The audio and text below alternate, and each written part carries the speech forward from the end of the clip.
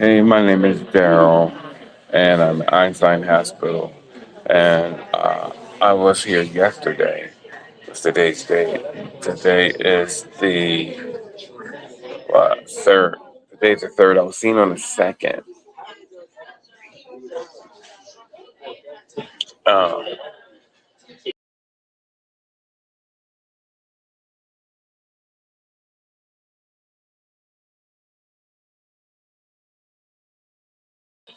okay, and I was seen yesterday.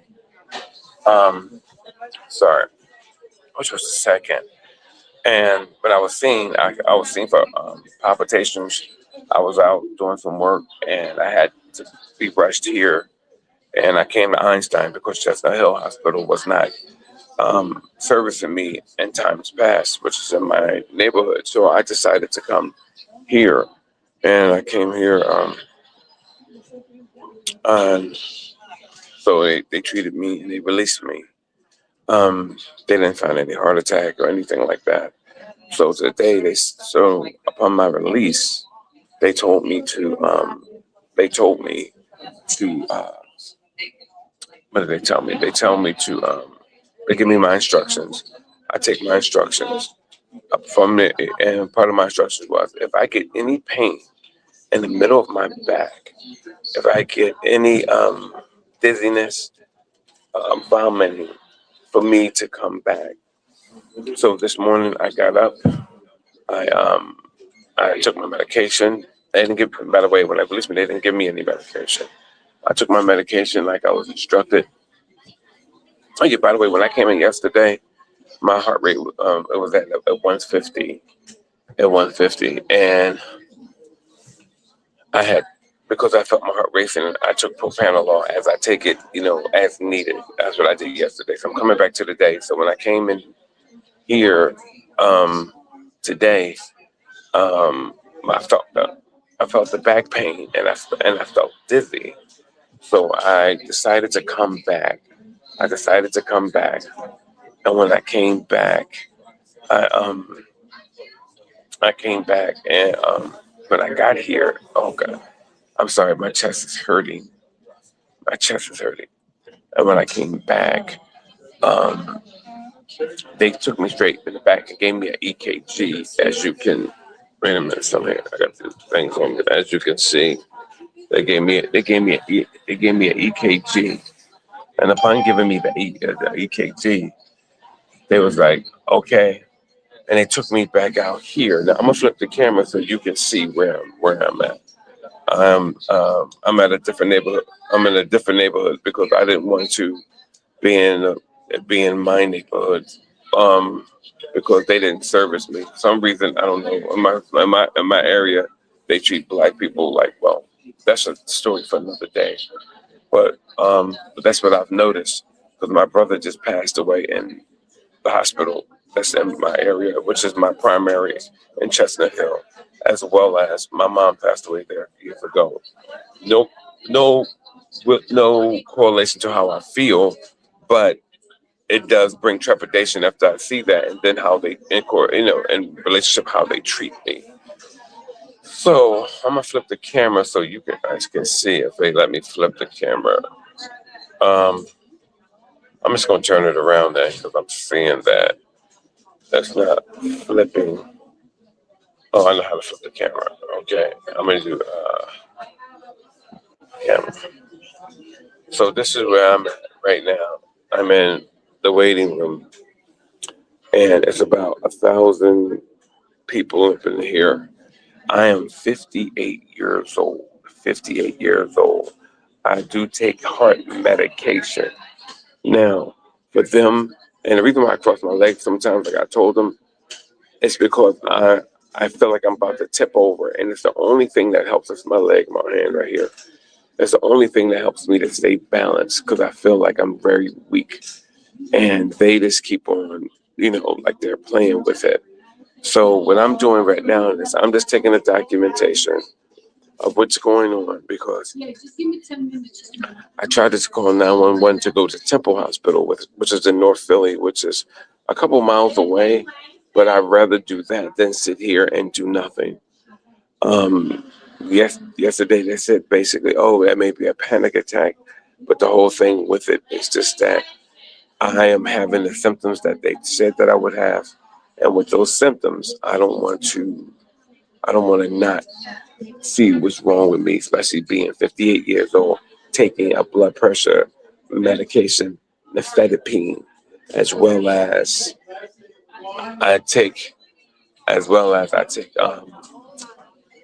uh, I take a torstatin. And don't get me wrong, I have been losing like the weight, like at 280 to 85 at right about now. I'm a tall guy. I'm 6'4". I think I lost around 30 pounds, if I'm not mistaken. So I don't like to weigh myself because it's psychological, you know what I mean? But I'm just documenting everything. So, and my my son, I told my son I was I'm probably be on my way to Temple, but every time I call 911 from here, it blocks it for some reason, and it says when I it says sign into Wi-Fi network at Jefferson something. Then it says Google Play services turned on Wi-Fi. So I'm not sure everything that means, but I am actually really going through right here, and they're leaving me out here, and I don't, and I'm just making sure I'm documenting everything that goes on. Once again, my name is Daryl, and um, I'm not sure what all that's what's going on. Let me flip this camera back around, back to me. Uh, I can't face front, face front. Okay, so yeah, so basically I'm back here once again Einstein and doing. I'm sorry, it's a little too close. Lord have mercy. And just as I said, holding on, um, and just trying to find out basically what's going on with my doctor. And well, my doctor is my primary at Chestnut Hill inside of a hospital. So what I'm doing is got so on my chest. What I'm doing is I'm out here trying to be seen, and it's just like a boatload of people, and which is fine. But what I'm saying is this: I am 58 years old. Yeah, 58. So I'm trying to find out basically what's going on. When it comes to me, and I just found it weird because I started to have the back pains this morning because the doctor told me when they released me yesterday, if you have the back pains, you make sure you come in.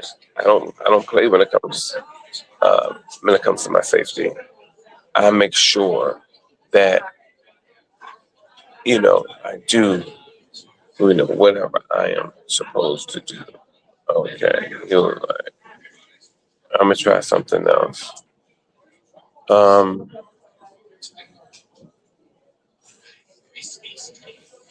let's see something.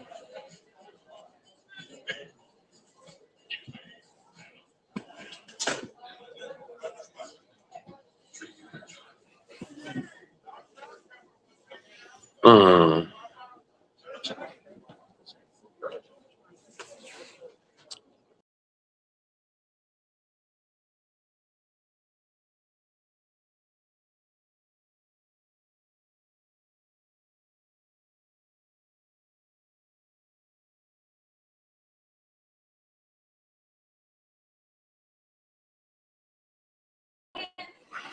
okay, I had to add something on here. So basically, I'm Daryl, and I am up at Einstein Hospital in Germantown. I belong to Chestnut Hill Hospital. Um, um, my doctor's there, and that's my community hospital where I reside. So I have my primary up there. Yesterday, I went when I came into this hospital, Einstein, because I was having strong palpitations and I felt like I was about to pass out. Legs was very, very weak. Legs was very weak, and it was really just really weird for me. So what I did was I I what did I do? I came here. I was out running errands at my home, but I decided to said, let me get to the doctor. So I go to the doctor. My heart rate was at 157, they said. So they kept me for some time. They treated me, looked at me. They didn't give me any medication, but um, they ran several tests. And when I was there, and they said, hey, well, basically, um, they said, basically, we don't find anything, but they said, we got your heart rate down. So basically, that's what was going on with that. I said, okay, you got my heart rate down. Blah, blah, blah. I said, cool. So after they got my heart rate down, they released me. They released me and said, and they gave me instructions. The instructions were, if you suffer any type of nausea, dizziness, or anything like that, they said, we want you to come back. So this morning when I got up, I was fine. I ate breakfast, but then I said, you know what? I said, I felt a little dizzy. I said, well, maybe I took my medication that I take, which is nifedipine, and I took Torstatin, and I ate breakfast, which was I ordered a salad. I ordered a green salad from Dubo. I ordered a green salad, and I had I forgot what I had with it. I had chicken dumplings, like this regular like steamed chicken dumplings. So I ate that for breakfast, right?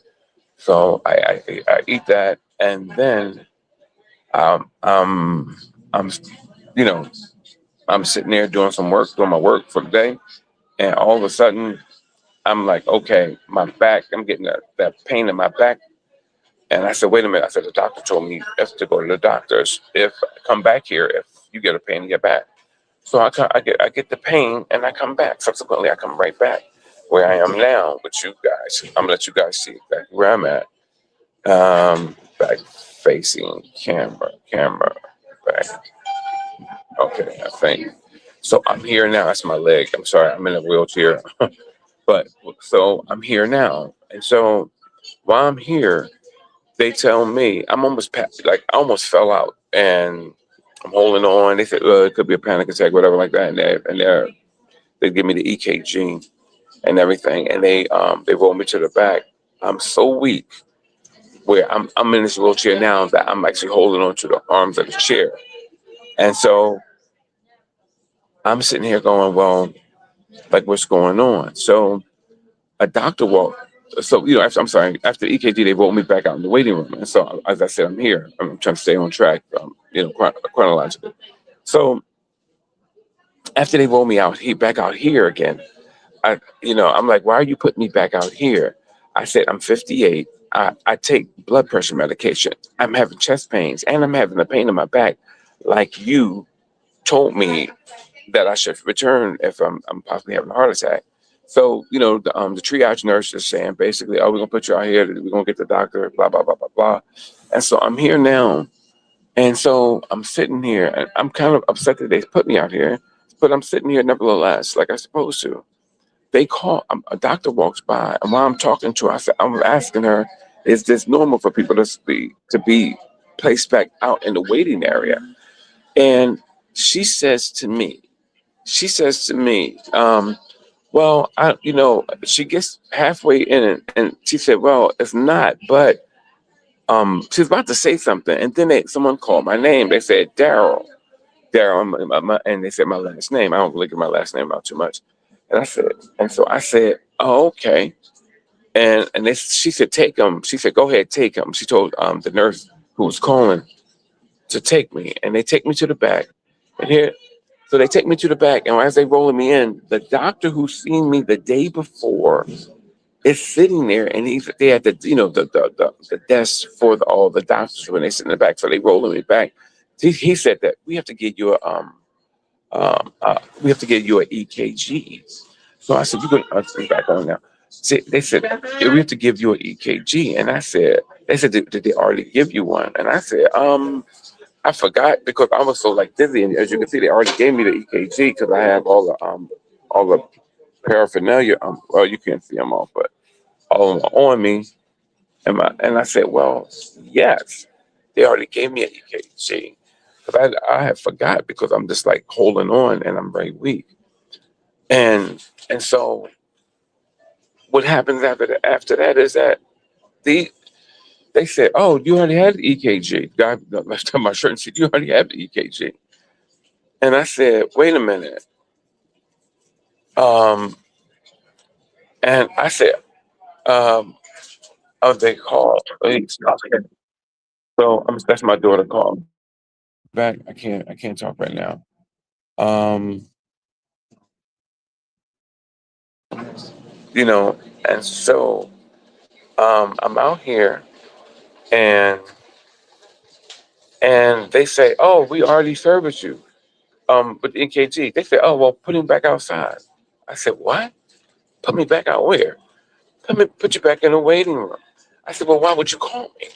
They said, oh, apparently we got our signals crossed, and we were just going to give you an EKG now. I said, really? Really?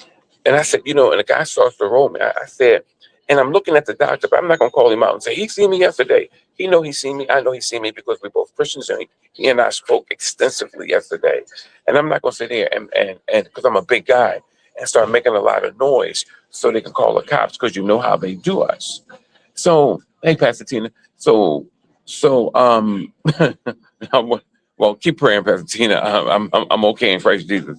So um, so the thing, so the thing is that when all of this is going on, is that they want me. I said, "Yo," I said, "Stop." I said, "Do me a favor, stop rolling me. Stop rolling me. I'm going to call 911 for myself." I go to call 911, and it says that my signal is blocked. And they said, "Oh, you're not going to be able to get it." The odd thing is, I was saying yesterday, I was on Wi-Fi all the time, the whole time. Anybody know me? I'm always on my phone. So I even work from my phone. I work radio from my phone. I'm always doing work. So I'm just documenting this because too many things go on to black people and no one cares. This is actually footage of what goes on in real time. When people say, "Oh, what happened?" It's sometimes you have to do a little Jesus. I don't have the strength in my physical body to get up and just walk out like I'm out. Don't have it. Do not have it. My extremities are weak. My arms and my legs are weak. And so I tell them all this. As I said, I'm 58 years old. I take nifedipine. I take propranolol as needed for anxiety a little bit because after my dad died, I started suffering from anxiety, and I take it periodically. Um, I probably take it maybe 10 times a month if I take a pill 10 times a month, and that's how I take it.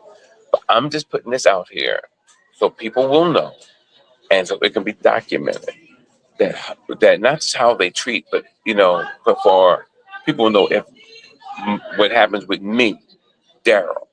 I have to put it out here. So actually I think my daughter is pulling up, but nevertheless, I think no, that's not her. But I'm just saying like this is what happens when you're out here, and we have to do things about it because as long as we allow people to infiltrate our community, to infiltrate our neighborhoods, to infiltrate the thing, and do what they want to, it will always happen. It will always happen. It will always happen. You cannot be afraid to stand up for your life. You cannot be afraid to stand up for you because you, or sometimes, that's all you are going to have. You cannot afford to have trepidation when Christ is on the inside of you. You can't.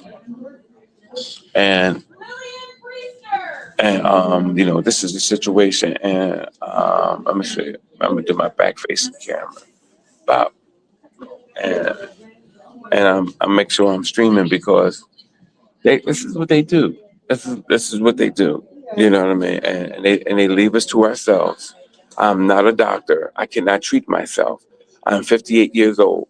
After you turn a certain age and you're a certain weight, they're supposed to see you regardless. And I told them over 10 days ago, I was seen at Chestnut Hill. No, and I went to Chestnut Hill. They put me back in the waiting room up there, sent me there. I waited for 3 hours. I was dizzy.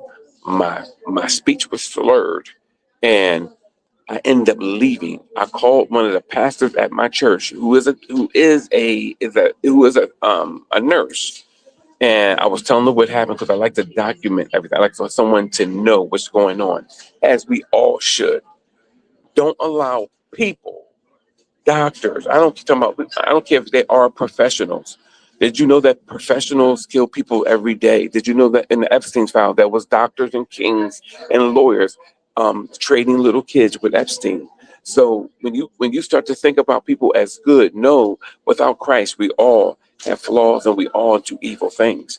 But I need for you to hear that, because that's the only thing that's going to shake you out of believing that people are good.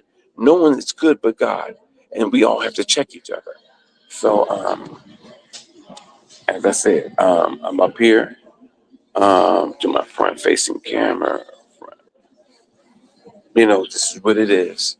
Um, you know, we have to get this mess out of our neighborhoods. We have to stand strong. If the Christian community don't stand up, if people are going to run roughshod.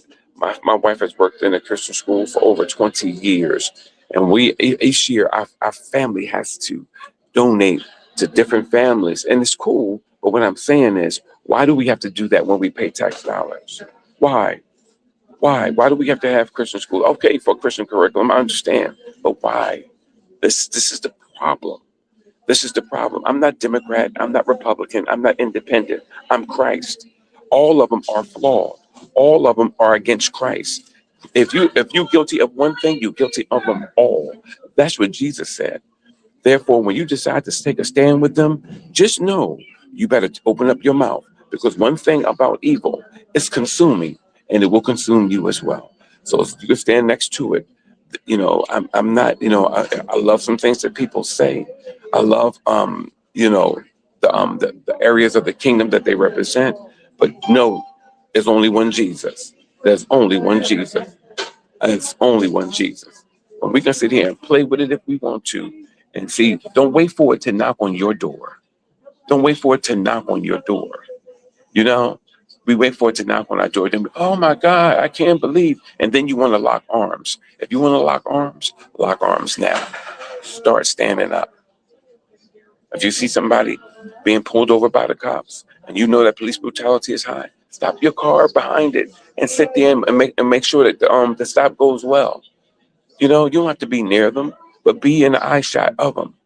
Stop being afraid. Stop just thinking about you. Because if you just think about you, that's when the people got you separate. You become an island, that's when people destroy you. When you become a community, that's when you stand. You understand that? Do you understand that? These people up here, they'll do whatever because everybody getting a paycheck. Like, well, he was a big guy and all that. They'll just make up anything just to move right along. But as you see, I'm sitting right here and no one can hear me really but you, because I'm talking very low. I just got the phone very close to my face, as you can see. But I was so weak yesterday when I came in here that a nurse around 5 foot tall, we laughed together when I left, because I grabbed her. I was so afraid of hitting the floor that I grabbed her. And she was like, I can't, like, she was like, sorry, I can't hold you up. And I knew that, but I was like, I was almost out. So once again, this is why I'm putting this out there. Okay. I'm about to call my daughter again, because I know she's possibly on her way. All right.